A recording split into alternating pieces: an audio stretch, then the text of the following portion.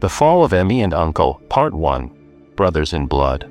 I knew two brothers, Emmy and Uncle. Uncle was the older one, and at the time, he was already a member of the senior Vikings Confraternity. Emmy, still younger, belonged to the junior Vikings. They came from a family of 3 siblings, having lost their father at a young age. Both brothers worked as Okada riders, navigating the streets of Makurdi in Benue State. I was closest to Emmy. He taught me how to ride a bike. Uncle, older and more established in the cult world, wasn't as friendly or open, but when trouble came and we called on him, he always showed up, fearless, confident, dangerous. With time, both brothers rose through the ranks. Their names began to inspire both fear and respect. They lived in the mobile barracks area, which soon became their base of operations. They engaged in violent confrontations with rival cult groups, carrying out coordinated hits and vanishing without a trace. As the violence escalated, they evolved, moving into armed robbery and the illegal gun trade. Emmy and Uncle became suppliers, distributing weapons through an ever-expanding network.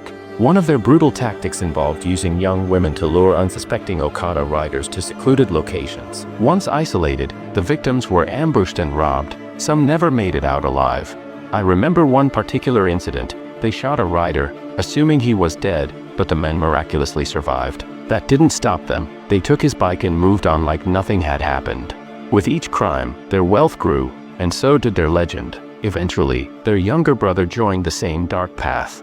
He became a cultist and earned his own reputation through acts of extreme violence. One of the most chilling, he murdered a student on the football field at Apostolic Secondary School and buried the body right there. It took weeks before the crime came to light, but their infamy wasn't just in the streets, it bled into their own home. Emmy and Uncle were said to have abused their mother. The same home that once housed a grieving family had turned into a den of fear and silence. With time, their momentum began to break. Emmy developed a leg injury that left him limping. Uncle was in and out of prison, wrapped up in ongoing cult-related cases. Still, even as their power weakened, their names kept them in danger.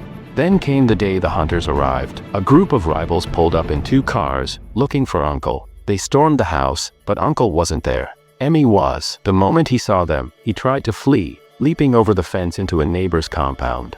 But he didn't make it far. They caught him and ended his life. I felt something heavy in my chest. Emmy had started showing signs of change. He'd begun attending church. Some even believed he wanted out. But Uncle remained defiant, like nothing had happened. To be continued in Part 2.